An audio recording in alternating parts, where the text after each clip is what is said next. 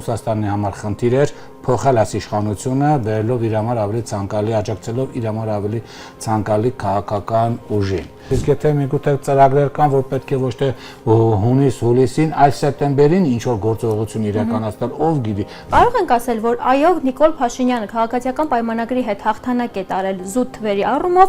բայց իր քաղաքական վախերը շարունակում են գոյություն ունենալ։ Այո, առաջին փուլում արևմուտքը հաղթեց, բայց կինոն շարունակվում է։ Ողջունում եմ հարգելի հեռուստադիտողներ, այսօր Եվրամեդիա 24-ի տաղավարում հյուրընկալել եմ քաղտեխնոլոգ Արմեն Բադալյանին։ Բարև ձեզ, պարոն Բադալյան։ Բարև ձեզ։ Թույլ տվեք շնորհակալություն հայտնել հրավերը ընդունելու համար։ Շնորհակալություն հրավերի համար։ Պարոն Բադալյան, սկսենք իսկապես օրախնդիր դարձած այս թեմայից, առավոտից ձերբակալություններ, կալանքներ ենք տեսնում ընդդիմադիր բլոկի ֆիգուրների դեմ, ինչու է շարունակվում այս ռեպրեսիաները, իսկապես իշխանությունը, եթե նայենք 4 թվերով, իշխանությունը հաղթանակ է տարել ազգային ժողովի ընտրություններում, բայց ինչու է առ այսօր շարունակվում այս ձերբակալությունները եւ կալանավորումները ընդհանուր։ Նայեք, ամենամեծ խնդիրը, որ լրագրողներ եւ շատ ուսումնասիրողներ դիտարկում են այս գործընթացը, այն է, որ նրանք դիտարկում են այս գործընթացը որպես ներհայաստանյան գործընթաց։ Փաստեք,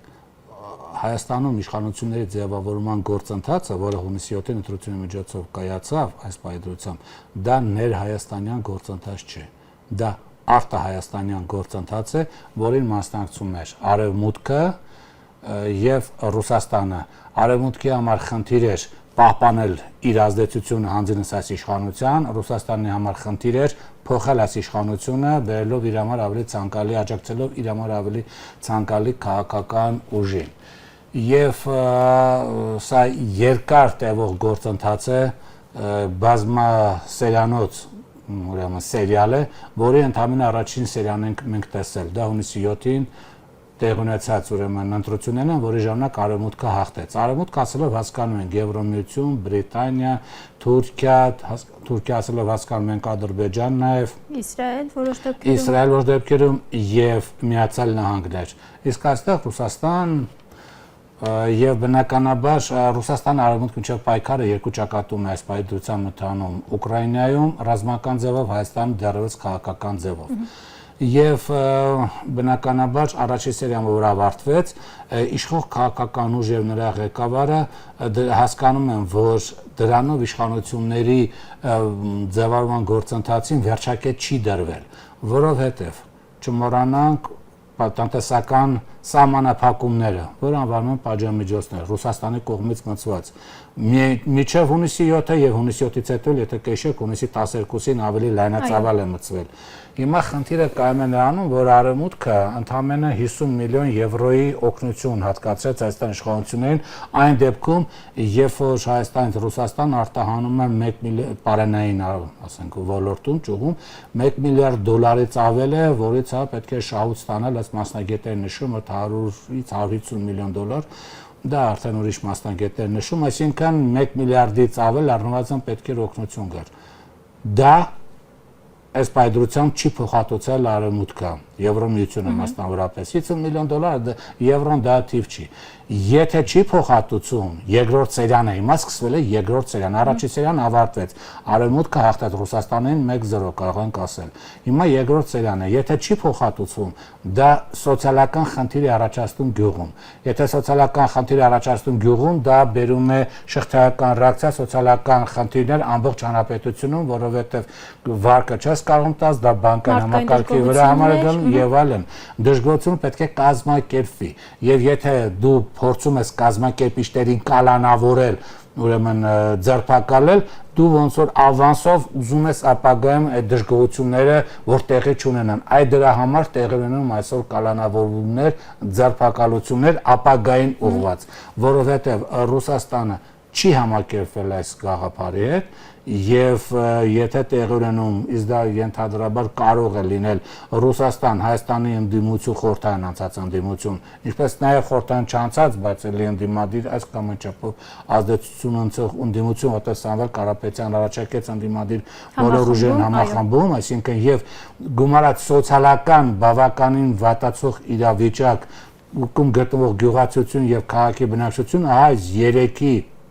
Հարագումարը 3 վեկտորներով ճնշում իշխանությունների վրա կարող է ստիպել իշխանական համակարգին ուղղակի ջարդվել։ Դա տեղի ունենալու համար այս 3 ուղղություններից հիմա այս երկրորդին, այսինքն խորհրդանական, ոչ խորհրդանական, հիմնական խորհրդանական դիմության ներկայացուցիչների նկատմամբ կատարվում է այսպես ձերբակալությունը կալանքների ուրեմն տարբեր գործողություններ, տարբեր պատճառաբանություններով։ Այս է պատճառը։ Տեսեք, նաև այո նշեցինք Սամվել Կարապետյանը հայտարարում է ընդդիմադիր ուժային բլոկների համախմբում։ Ինչ ասել է համախմբում եւ արդյոք սա քաղաքական նոր ինտրիգ է բացում մեր հասարակության եւ առհասարակ մեր երկրի համար։ Չենք ասի ինտրիգ, դա կասենք երկրորդ սերիայի գործընթաց, համախմբում նշանակում է բոլոր այն ուժերը, որոնք որ համաձայն չեն ընտրությունների արդյունքների հետ եւ ցանկանում են վերանայել դա, որտեղ հասկանալ է կենտրոնական տրական հանձնաժողովը ինչ որ գրել է, դա ինչ որ ասենք որ վերենա ուրեմն ածյանի ճշմարտությունը չէ, բայց կան ուժեր, որոնք համաձայն չեն եւ չեն համակերպվում կենտրոնական տրական հանձնաժողովի հրապարակած տվյալների հետ, առավելևս որ 3 տեղամասերում մարդկանց ընտրության իրավունքից զրկեցին, դա շատերը նշում են որպես սահմանադրական կարգի խախտում, սահմանադրական իրավունքի խախտում, որտեղ քաղաքացին ընտրելու իրավունք ունի, դա սահմանադրությամբ տրված իրավունք է, դու իրան այդ իրավունքից զրկեցի եւ իրան դրեցի մի կարգավիճակ, որ այս պայդրությամբ չկա, դա ձայնազուրկի կարգավիճակն է։ Իդեպ ձայնազուրկ այդպիսի կարգավիճակ մարդիկ ունեն մոտ 100 տարի առաջ 1920-ական թվականներին, եթե հաջորդի պատմությունը գիտեք կամ խորհրդային միության պատմությունը գիտեք, այնտեղ կան կուլակներ եւ այլն, որոնք ձայնազուրկ են, ընտրելու եւ ընտրվելու իրավունք չունեն։ Այն մոտապես այդ բոլշևիկյան կառավարման համակարգի տարերը հիմա երևացին։ Եվ բնականաբար այն ուժերը, որոնք որ համաձայն չեն կենտրոնական տրական հանձնաժողովի արդյունքների հետ, կարող են որոշակի գործողություններ իրականացնել նկատի ունենալով որ որոշ ժամանակ հետո կարող սոցիալական վիճակը որոշ դեպքում լարվել։ Այ համախմբում ուղղված է դրան, որ անկախ նրանից դու ինչ ռեսուրս ունես, մեկ ունի 50% ռեսուրս, մեկ ունի ընդամենը 5000 հոգի հետևը կանգնած, բայց ամեն դեպքում յուրաքանչյուր տվյալ դեպքում պայքարը կազմակերպելու համար յուրաքանչյուր ռեսուրսն, այսինքն յուրաքանչյուր մարդու մասնակցությունը այդ գործընթացին դա նշանակալի է, որովհետև կարող է վերջո այդ մեկ մարդով ինչ որ մի գործընթացը դրական ավարտ ունենա։ Այդ դրա համար համախմբումն է տեղի ունենում, որը նույնպես որոշակի այսպես ժամանակ պահանջող գործընթաց է, բայց ոչ այդ ժամանակ պահանջող գործընթաց։ Բայց ամեն դեպքում դա կազմակերպչական գործընթաց է։ Լավ, համախմբվեցին, կկարողանան արդյոք փողոց գեներացնել եւ առհասարակ ընդդիմադիր ուժերը ձեզ վախենում են փողոցային պայքարից եւ կգնան մի օր արդյոք դեպի փողոց եւ այդ ձևով Փաշինյանին դուրս անել վարչապետի աթոռից։ Նայեք, փողոց ասելով պետք է հասկանանք, ինչ է նշանակում փողոցում պայքարել։ Եթե խոսքը վերաբերում է միայն հանրահավաք, ցույց եւ դա ոչի բան է։ Դա ոչի բան է, որտեղ նախորդ 35 տարվա մեր ուսումնասիրության փորձը ցույց է տալիս, որ դրանք որևէ արդյունքի չեն ունենում։ Եթե խոսքը վերաբերում է որ անհնազանդության գործողություններին, որը խաթարում է պետական կառավարման գործունեությունը, փողոց փակել, նախարարություն շենքեր շրջապատել եւ այլն, եթե դա նկատի ունենք, որի դեպ նաեւ սահմանադրությամբ քաղաքացու իրավունքն է, դա հակասահմանադրական պայքար չէ, որ քանի դեռ զենք չի վերցրել, քանի դեռ ինչ որ նման գործողություն չի արել, ինչը դատապարտելի է, կոչեր չկան բռնության եւ այլն, ինչը իհարկե դատապարտելի է եւ այլոց քաղաքական գործընթաց չէ, դրա համար մենք դա չենք ուսումնասիրում, դա դուրս է ուսումնասիրությունից, ինչ վերաբերում է սահմանադրությամբ քաղաքացիներին տված իրավունքները, եթե փորձում են իրականություն դարձնել, դրա համար այո նրանք ռեսուրս ունեն, դրա համար 3 գործոն է պետք, արդեն նշեցինք առաջին, սոցիալապես ավելի վատացող քաղաքացիների իրավիճակ, իսկ տնտեսական իրականությունը դեռևս ոչ է նշճանի, որովհետև Ռուսաստանի Դաշնության կողմից տնտեսական սահմանափակումները դեռևս իր մաքսիմում չեն հասել, բայց գնալով դրանք ավելի կարող են ուրեմն բարձրացնել, որովհետև չէ կարողանում արտահանել, իդեպ այն լուրերը, որ հայկական կողմը Վրաստանում իր ելակը վրացականի անվան տակ ուղարկում է ուրեմն Ռուսաստանի Դաշնություն, հենց այսօր Վրաստանի Դաշնության շրջակա միջավայր եւ գյուղնախարարությունը դա հերքեց։ Հիմա դա ճիշտ էր հերքեց, սխալ հերքեց, դրանք մի կողմ, բայց ամեն դեպքում հերքեց եւ ռուսական կողմը շատ հանգիստ կարող է դա արկախել, եթե ցանկանում է։ Այսինքն, եթե սոցիալական վիճակը լարվում է, այսինքն կա սոցիալական պայքարի համար անհրաժեշտ մարդկային ռեսուրս, բնականաբար ընդդիմությունը կազմակերպվում է, ապա ունենալով Ռուսաստանի Դաշնության աջակցությունը, սահմանադրական շրջանակներում նկատի ունեմ աջակցությունը, դու կարող ես այդքան ռեսուրս ունենալ, որպեսզի նմանատիպ սահմանադրությամբ քեզ թույլ տված լիազորությունների շրջանակում քո գործողությունները իրականացնես։ Այո, այդ ռեսուրսը կա։ Շատ լավ։ Եվ անդրադառնանք իհարկե ռուս-հայկական հարաբերությունները հաշվի առնելով, ինչ փուլում ենք այս պահին, տեսնում ենք, որ Ռուսաստանի Դաշնությունը չի շտապում, հա, այսպես շնորհավորել Նիկոլ Փաշինյանին, այ ինչու։ Միթե իսկապես նրանց կողմից չի ընդունվում ընտրությունների այս արդյունքները։ Տեսեք, ձեր հարցին պատասխանելու համար պետք է նորից վերադառնանք ձեր առաջի հարցին, որ ներկայացած ուրեմն իրավիճակը արևմուտքի հաղթանակը դա նշանակում է ռուսական կողմի վերացում։ Այսինքն այնպես չէ, որ արևմուտքը հաղթեց, ռուսականը ստեղ մնալու է, չէ։ Արևմուտքի վերջնական հաղթանակ նշանակում է Հայաստանի Հանրապետության տարածքից ՌԴ սահմանապատ ծառայության զինծառայողների դուրս բերում, ռուսական ռազմական բազայի դուրս բերում, Ռուսաստանի երկաթգծերի այդ լիցենզիայի ձգում, հետագայում միգուցե Գազպրոմ Արմենիայի ազգայնացում, բնականաբար ՀԱՊԿ-ի դուրս գալ, ԵԱՏՄ-ից դուրս գալ։ Այսինքն ռուսական ամբողջ գործոնի չեզոքացում, ռուսական ալիքների փակում, Ռուսաստանի հետ լավ հարաբերությունների ձգտել ցանկացող քաղաքական ուժի քաղաքական ոչնչացում, ինչ այսօր փաստորեն կազմակերպում ոչնչացում, ինչ այսօր մենք ականատեսենք, այսինքն ռուսական ընդհանուր գործոնի վերացում։ Բնականաբար Ռուսաստանը, եթե համակերպվում է, այսինքն ճանաչում է հայ իշխանությունների հաղթանակը եւ համակերպվում է իրավիճակին, ինքը որոշ ժամանակ հետո ամեն ինչը պետք է տեսնի։ Սա իմ թվարկածը տեղի ունենալ, այսինքն ռուսական գործոնը չեզոքացվել է։ Իսկ արդյոք Ռուսաստանը պատրաստվում է հեշտ ու հանգիստ զիջել այս տարածաշրջանը արևմուտքին, կասկածում եմ, որտեղ ընտրությունը միայն Հայաստանի ազգային հունիսի 7-ին որ տեղի ունեցավ, դա միայն Հայաստանի ազգային ժողովի ընտրություն չէր։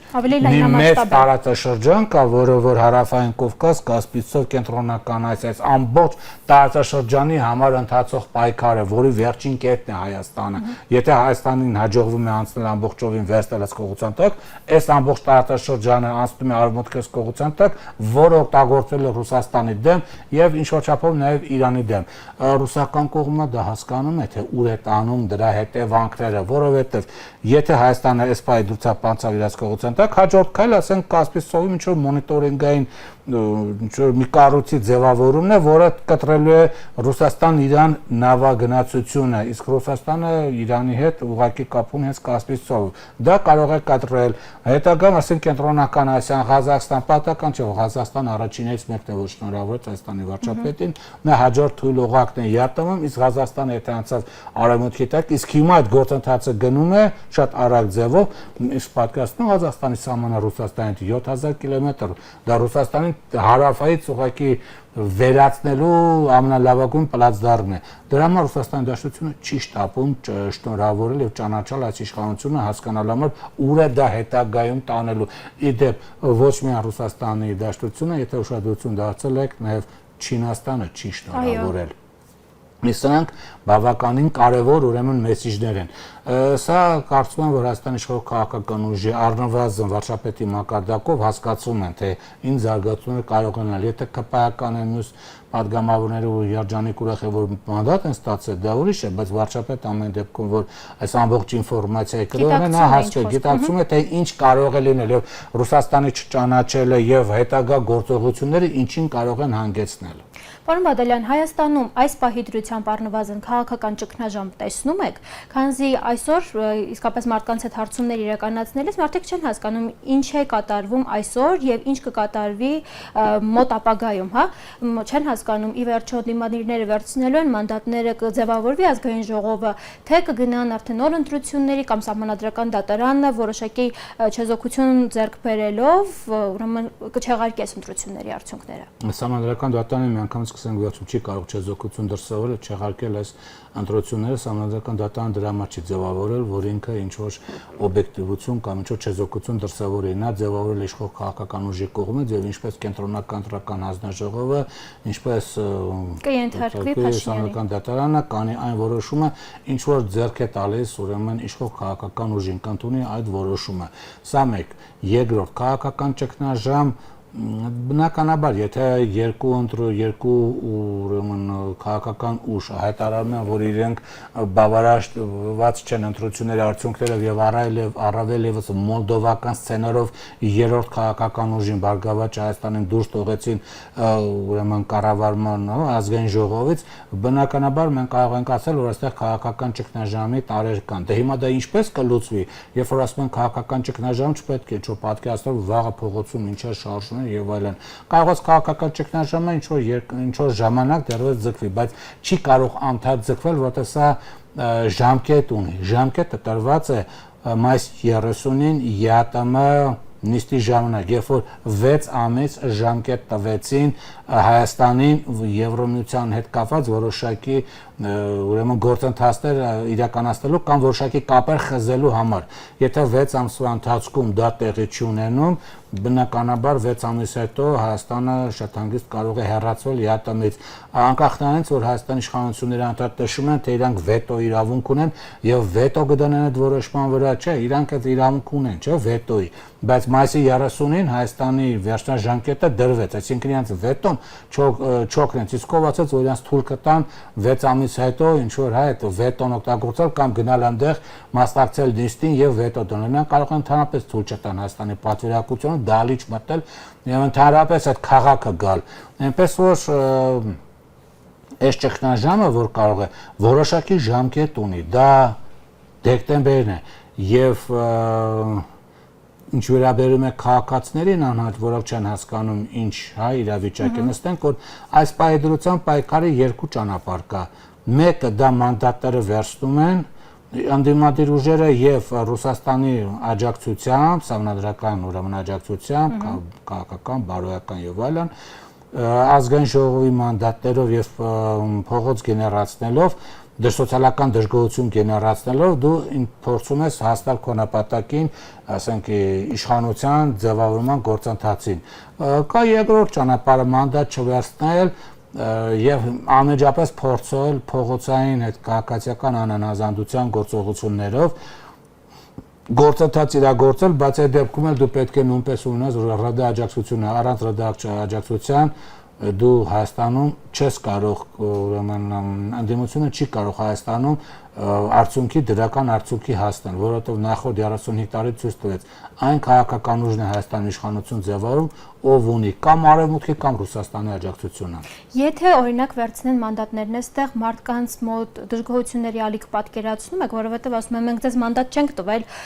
որ դուք գնաք վերցնեք, ուրեմն ձեզ քվե չենք տվել, որպեսզի գնաք մանդատ վերցնեք եւ մտնեք ազգային ժողով, աշխատավարձ ստանաք եւ այլն։ Այստեղ եթե վերցնեն մարդկանց կողմից ինչ դժգոհության ալիք եք պատկերացնում եւ կանխորոշում։ Մարդկանց մոտ ամեն քիչ հարաբերական հասկացողություն եմ ընտրողները քվե են տվել, որպեսզի գնան այս քաղաքական ուժերը իշխանափոխություն անեն։ Դե հիմա իշխանափոխությունը այդ ընտրողներն ինչպես են պատկերացնում։ Պատկերացնում որ պիտի ընդդիմադիրները վազելով գնան կառավարության շենքը փորձեն գրավել, այնտեղից վարչապետին հանեն, ձերքերի ասեն մենք վարչապետ ենք։ Չէ, դա հակասահմանադրական գործունեություն է։ Ընտրողները տվել են ուրեմն ընտրության մասնակից ուժերին մանդատ, որպեսզի նրանք իրականացնեն իշխանափոխություն։ Իսկ դրա մեխանիզմը ինչպես կլինի, դա արդեն տվյալ պայն ընդդիմադիր ուժերը պետք է իրենց բացատրությունը տան կամ իրենց ծրագիրը ներկայացնեն։ Գիտեք, իշխանափոխության խնդիրը դա բան չի, էլի, ասենք ճանապարհային քարտեզով դու չես անում, այ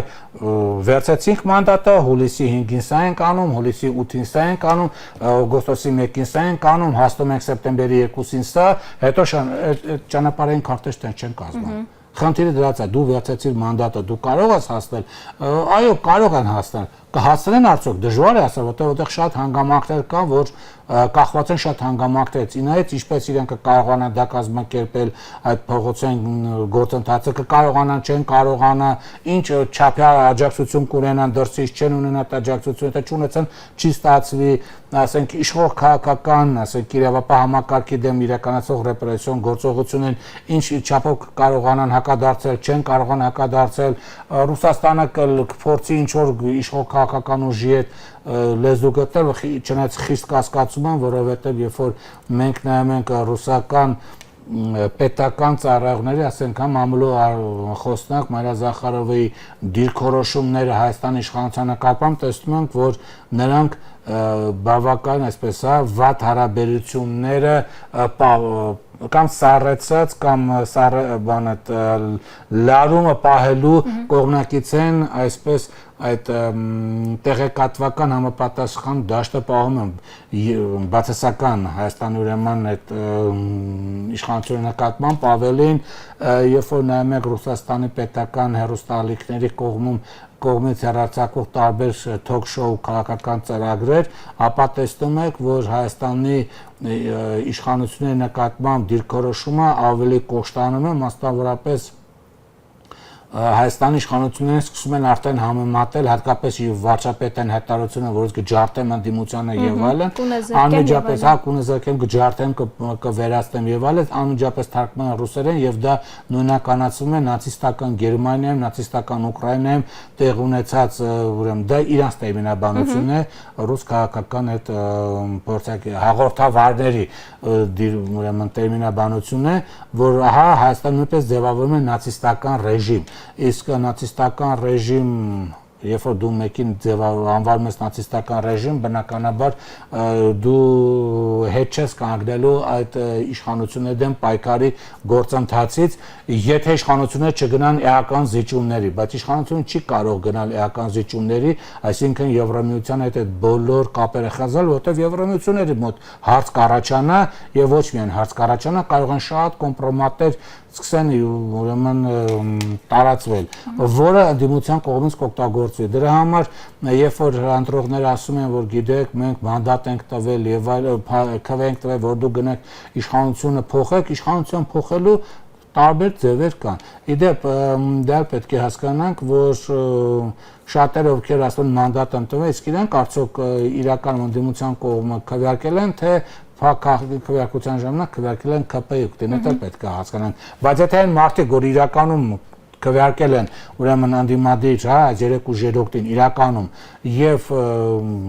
բնականաբար պետք է ստանան պատասխան, թե ինչ է մանդատ վերցնում կամ չեն վերցնում։ Այսինքն, այսպես պարզունակ չպետք է նայել, որ մանդատ մի վերցրեք, գնացեք անմիջապես իշխանափոխություն արեք։ Իսկ այդ ասող ինքը պատրաստ է դուրս գալ եւ հենց այսօր ինչ որ փողոցային անհանազանդություն անել, հասկանալով որ ցասման վտանգը տեսնում եք մարդկանց մոտ։ Ինչ ցասում։ Այսինքն որ դուրս կգան փողոց եւ այո անհնազանդության ակցիաների կախված է թե դու ինչպես կկազմակերպես, կախված է թե դու ինչ աջակցություն կստանաս, կախված է թե դու